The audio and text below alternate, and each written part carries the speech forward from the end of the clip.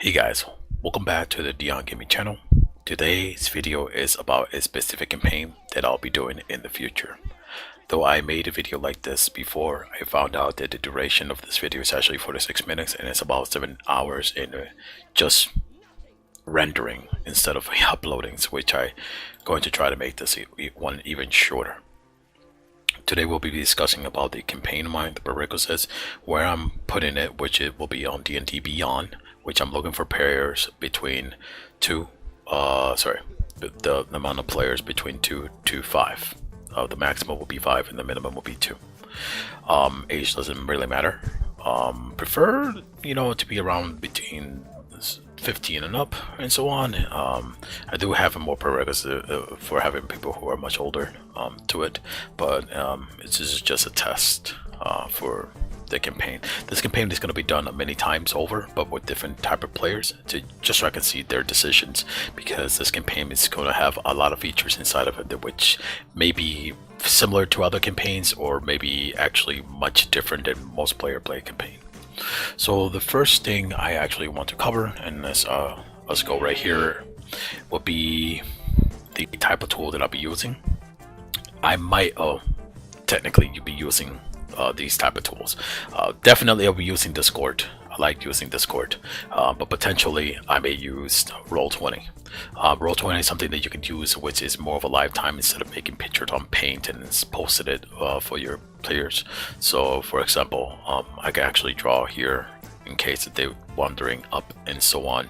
I can actually put fogs all the way around here and stuff like that, so only I can see them and the players are revealed as they move forward. I can put creatures down, as you see right here, and most unique way is I can also play this in a RPG element if I really wanted to, and that's what you pretty much see right here. This creature has some HP that I can actually give them, and then I can take away from them 80 damage. I do 80 damage to it. Everybody in the party, he's down to 129.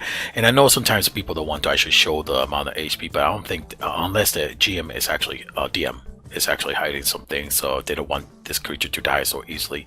I don't see any point or reason why to always hide the HP. So for me, I kind of want to put it like this, but we'll see why, if we can actually do it or not. There's other things that you can do, like keeping mana track, the size of it, to fit the other area. There's a lot of free stuff in here, and also there's a lot of premium stuff in here, but there's a lot of things you can do with this creature. And here, you can come around here, and then he comes around, and then he looks this way. Sorry, he looks this way, and so on. Yeah. Next thing is, again, there's fogs, and there's a way to roll the dice and stuff like that. And to explain the fog part, let me actually go around here, jumped into this one right here, which already has a fog award. And what happens is that the player may be coming in an entrance down here, and I can actually go to the left side and put a reveal area, and I can be like, okay, you're in this area now. Revealed it. Now the character can actually see this. They cannot see anything right here unless I revealed it. And I can be like, you see a door here, door here, door here. Maybe see like a little chest down here. That chest might be a trap, or maybe not a trap. Maybe you might find some little treasures and stuff like there if they actually, or it could be hidden if the player decides to use search. And again, if they actually go this area, I can actually put it like this, and if they go this area, I can put like this, because maybe it's only 60 feet, the player decides to go a little bit further, then I could go here, and I can put some hidden monsters in here where the players can actually attack. And I feel like this is actually much cooler because it's a lifetime thing instead of you're waiting for the DM just tell you where you are, and then you have to draw your map yourself, or maybe the DM has to take a time between 5 to 6 minutes or so on to make the whole map, or a short map or something like that. So I kind of like that feature. The next one is I do like the roll dice. In here you can actually do a d20 or 2d20, 3d20, and you can actually type it down here. So I can show you right here. Anybody can come here and press a d20, and this is the cool feature that I like the most, is where I can actually roll the d20 dice. Let me see if because I'm sure I have it on thing. Oh, there it is. You roll the dice. That one was actually a 4. It's recorded on the bottom right side. Again, I rolled again. That one was actually at 18. And there's stuff that you can do too. You can actually roll 1 d20 plus 5, then roll the dice itself, and then after it dies as a 17, it'll show you the roll down here plus a 5. So there's a lot of neat features in here and that I like about Roll20. I still have to learn a lot of things. One of the cool ones that I like is just in case if a player is going with you see with the square, you can tell how far you are from a monster by doing this and so on. So I quite like this feature. There's more to this feature actually in itself, but it is actually with the feature of a specific rule that I'm actually going to be using, which is the optional rule of facing, and I'll be actually pointing that a little bit more later. But for now, I quite like this, and I might be going to that. Next is the Discord. I'm definitely going to be using Discord. This is the on D&D campaign. You may see that right now I have 2 of them, which is Psychic and Rhythm. Psychic is something you can just go down here and type. Let me actually make it a new one so I can actually delete it. Put text like that, and then okay, right here in text I can put roll 1 d20, and then the cool thing, it'll tell you who rolled it. It'll also tell you the what you rolled, what you were willing to roll, which is a 1 to 20, the d20 dice itself, and the total of it. So in case you put rolled 1 d20 plus 5, then you'll get again the whole thing plus the roll, which is a 16 plus 5 and the total amount. So it's actually pretty cool, and they can actually do it this way if they don't actually want to come down here, and that's all fine with that. The next thing would be the side check. Now obviously this has a side note. It's for players who may not remember something like that, or maybe wondering a point that they forgot or something like that. There will be side notes. There's the roll channel, my rolled channel right here, and then it comes the bot music, which I'm going to put it right here now so you guys can see, because I don't want I want to keep this all clean. One other thing about the bot music is that you may be in a battle and stuff like that, and if for some reason I put a battle song, it can be done with the rhythm, and at the same time, let's say a player is going to do something epically or something like that, I can tell the bot to say, hey, play you say run. Let me see, you have to be in the voice. Oh, there it is.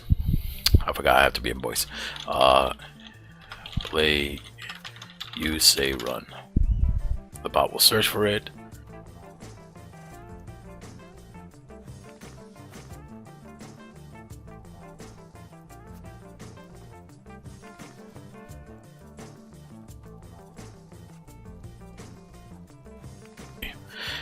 This is actually majority for players who are in a like critical role or the other campaign with your nobody's actually bothering them or anything like that, and it's kind of quite quiet in the background. So this is something that will most likely be used. If I don't use it, then it's just fine the way it is right now. I'm gonna delete the channel. Okay. My campaign will be Battle of Amerish. Yeah, to view the campaign, I'm gonna click right here. You can see some details that you can see for the Battle of Amerish.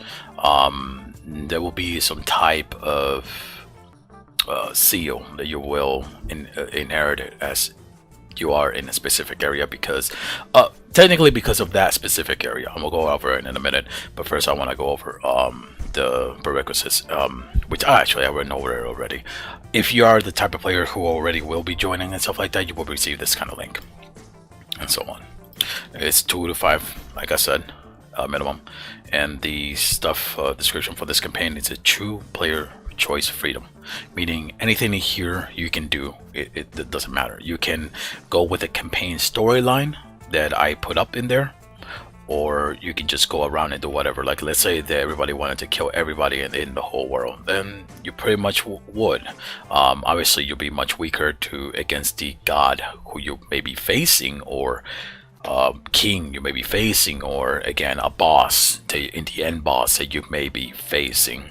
And the seal that I may have given you, or you have inherited because you're from this town, maybe something that helps you weaken the boss or make him mortal or something like that. You may fight the boss, but you might lose, and the boss in the end will take over the world and stuff like that. Think of it like this: you're playing Zelda, and Majora's Mask, and the moon is actually coming down, and you can do whatever you want in the campaign, kill the whole world, stuff like that before the moon does, save the world, just travel and explore the world without even doing the main story of the campaign. But at the end of the campaign, because that's how the feature is for the campaign, the moon, it will destroy the world. The moon will destroy the world, and at least you were able to accomplish all these cool things before that time happened. There's other things. There's a lot of choices that you're going to be able to make, and those choices do matter.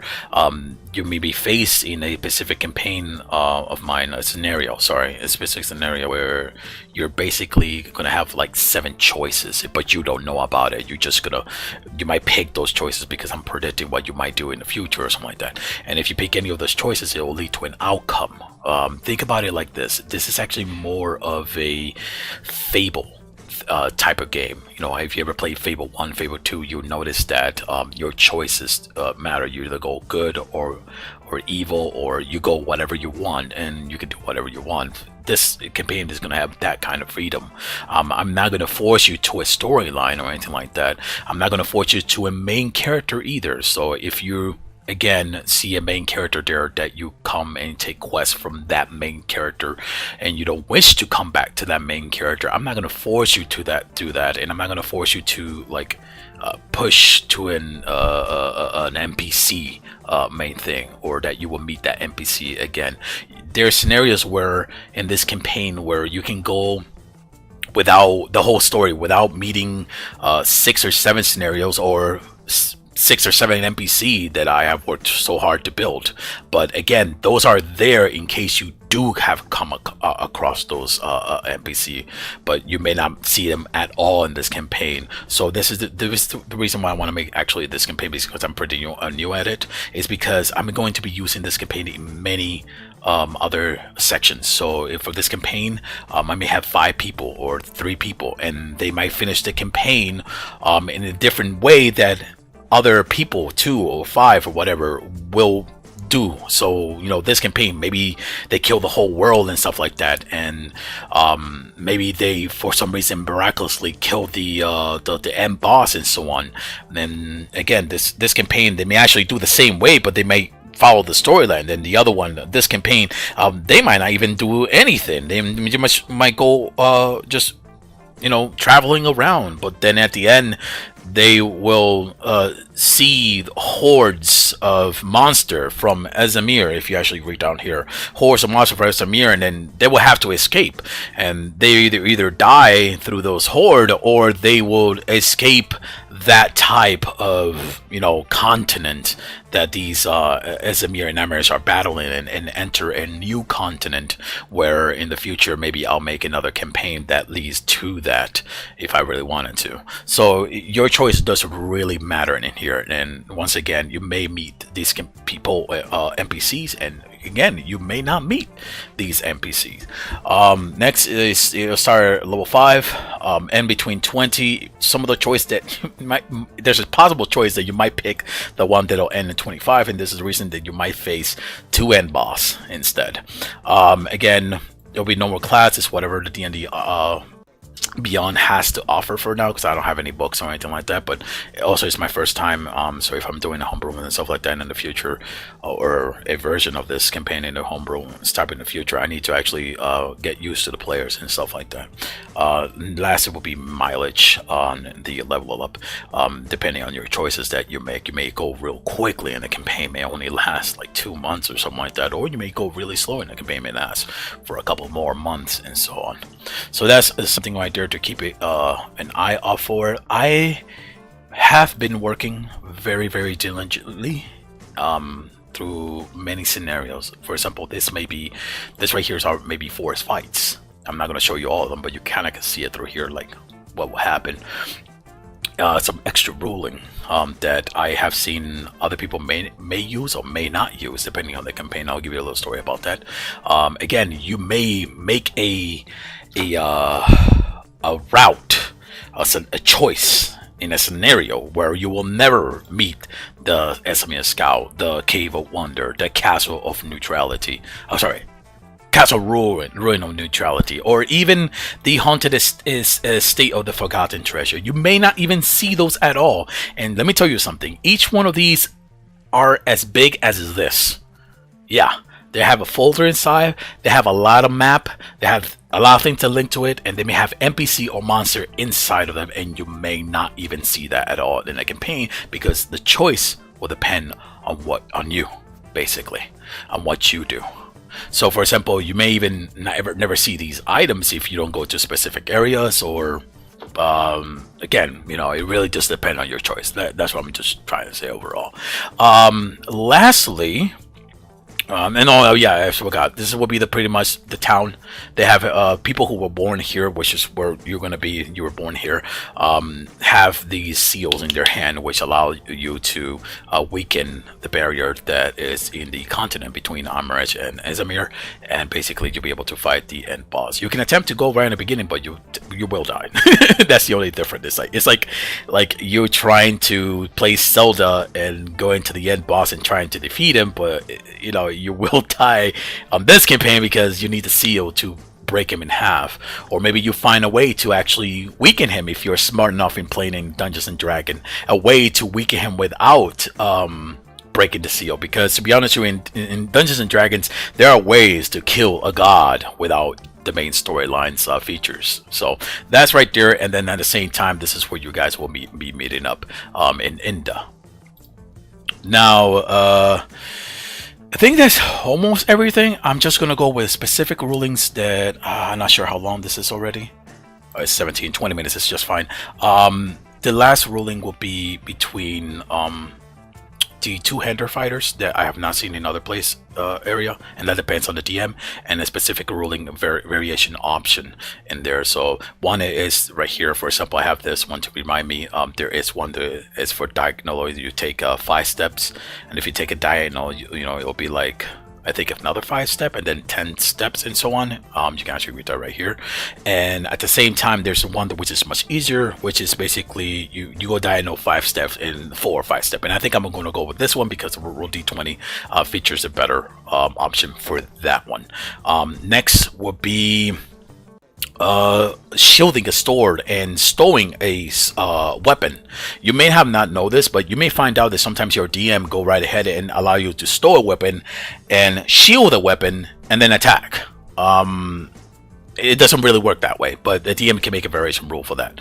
The way they actually work, and I'm gonna put this tool right here so you can actually read it for yourself and stuff like that, is that if, for example, if you have 2 daggers or 2 short swords, if you have 2 daggers and you're in battle already, right? Before battle, you can take it out, but if you're in battle already and you have these 2 daggers and you see the monster flies up in the air, you can throw those 2 daggers if you want, but if you want to use your crossbow, you have to stow 1 dagger at a time, one in your pocket if you want to, and then you have the other one in your left. So you have to wait another turn to stow the other one, because there is an action, which I'm gonna go right here.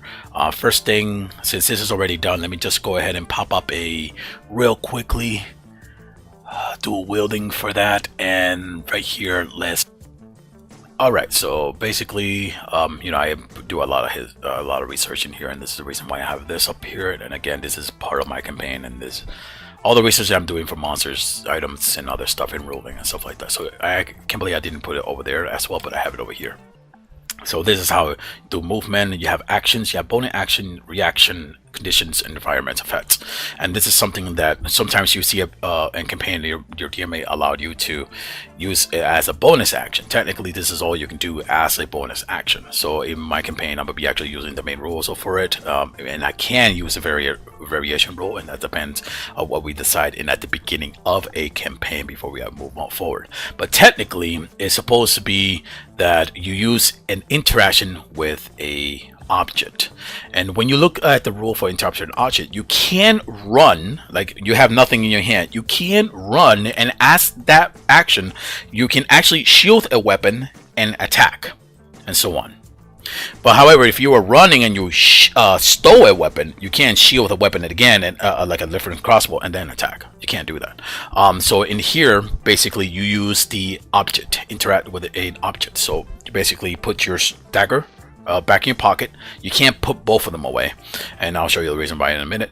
But again, you use a dagger and you put it one, and you wait a turn, then you put another one, then you wait a turn, then you can shield like a sword or a bow and then fire. You can do that. So the reason that this is here is because obviously that's technically the main rule for that. Some DM may not know that, but they make it a little bit more easier for new players. But basically there's stuff like dual wielders. And again, it shows you what you get here. But again, you can draw or stow two one-handed weapon when you normally be able to draw or stow only one, and no other class I think does that. You cannot just draw two weapons. So what this actually does is that you have two daggers and you stow the weapon, and then you'll be able to wait a turn and then pick up your crossbow and fire. Then if you want to go back to your weapon, you have to stow your weapon, you have to wait up a turn, and then you have to shield both sword. Instead of with the dual wielder, you shield both daggers or sword, whatever, instead of shielding one and shielding one. The reason this happened is because there's a lot of ruling where you actually have two daggers on your hand, and you may throw a dagger, right? And then you depending on what you are, you may wait another turn and so on, or throw the other dagger or stuff like that. But again, when you want to pick up another dagger, you have to do it one and one, unless you have the dual wielding, which again you can take both daggers out and then throw both daggers in. Okay, so that's the difference about it, and that is in the you can look at the manual for it. I can show you later, or you can look at it in the manual for these specific ruling. And then at the same time, there's one with the extra attack, which will be covered in here. So this could be either for weapon or a light weapon, basically. So you may actually read it right here as well. This is not just that I'm looking at a specific Reddit or something like that. You can actually look it right here and actually be able to see it. And it says when you attack with take an action as an attack with a light melee weapon, remember that, light melee weapon that you're holding in one hand, and you can actually use it as a bonus action to attack with a different light melee weapon. So if a rogue has two daggers, he can attack with his main weapon and add his modifier, but on his offhand, which you're going to use as a bonus action, you don't add your modifier. And it says here on the, right here on the bottom, you don't add your ability modifier damage to the bonus attack unless the modifier is negative. So it says negative, it actually add in. And there's actually a move where a fighter goes into a personalized fighting style, either defense, AC, or something like that, and the fighter can actually add with that level taken in, like that specifically specialized. He can take two weapon fighting, and basically what happens is that they can add their modifier to their bonus attack. So you may know that sometimes a fighter may have a shield and a sword and attack, and use their extra attack if they have that feature. Or they have a short sword and another short sword, and they may actually be able to attack with both of them, one with one hand and one with the offhand, and so on. And then they can actually add their bonus attack to the offhand. So these rulings will actually depend, because sometimes you have a GM or DM who may say to a rogue, you can attack with both hands at once. So and you, depending on the DM, if the DM only rolls a 1d4, I think that's a little bit messed up, but technically you're supposed to roll 2d4 and plus modifier, which most likely will be one modifier. I would allow both modifiers to be added, so it would be 2d4 plus 8, but sometimes they just make it 2d4 2d4 plus 4. And the reason that is, my campaign will be actually a little bit different, following the majority of the rule. And you can actually, I will show you some of these things right here so you can read it and so on. And the reason why it will actually add the majority of the rule is because specifically the extra attack feature. So a fighter can have two short sword. They attack with their main weapon or main sword. Then they use their extra feature if they're level 5 and do an extra attack. That's 2 attack already. Now they can go ahead and use their bonus action to attack with their offhand without adding the modifier, unless they have 2 weapon fighting, which then again they'll add the modifier. That's 3 attack right there. The fighter can then use action surge, which allow them to take another action, allowing them to go ahead and attack 2 more times, 1 for the main weapon and 1 with the extra feature. And then again, that's a total of 5 attack, bonus included already, because he already took it on the first on the first attack, he took the attack, the main attack, and the bonus action. So technically, a level 5 warrior can have 5 attacks of it. And though some people would say, oh well, it'll be a lot weaker. Technically, it'll be weaker for a rogue because unless they pick something that allows them to add the bonus modifier and stuff like that, it'll be like, and if it has negative, it'll be actually weaker.